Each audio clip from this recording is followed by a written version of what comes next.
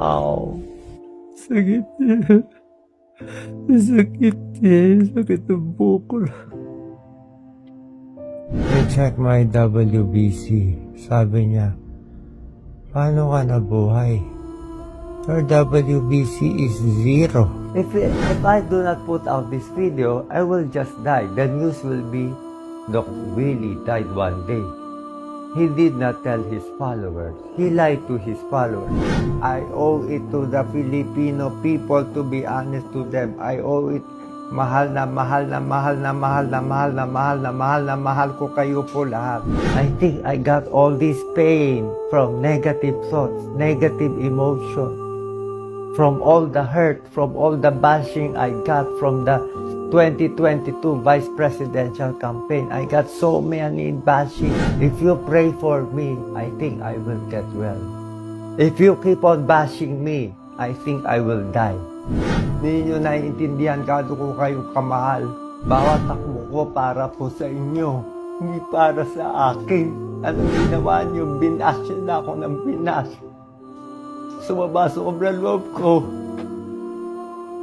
May isang basher nagsabi sa akin, Doc Willie, even if you run 10 times again and again, you will lose again and again and again. What did I do to you? Why do you hate me so much? I saw my mom. My mom died. Nandun siya. Kinukuha na niya. I need 2 to 3 months before they say if I will live or I will die. I was close to death 2, 3, 4, 5 times. I was having visions of war already. They say I was delirious. They say I was insane. I had many mental exams. So ito po, this is what you do. You have cancer patient. You have to try and try, get the best doctor, get the best diagnosis wherever in the world, US, UK, wherever you go. Nahihiya, I am just ashamed. You know why? Because I am lucky to have some money and people supporting me. You know my medicines, how expensive?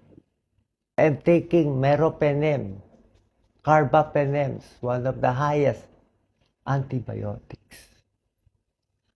But our countrymen are very poor. They do not have health care. They are just dying there from the corruption of politicians. I'm sorry. The old Willie, the old Doc Willie is gone.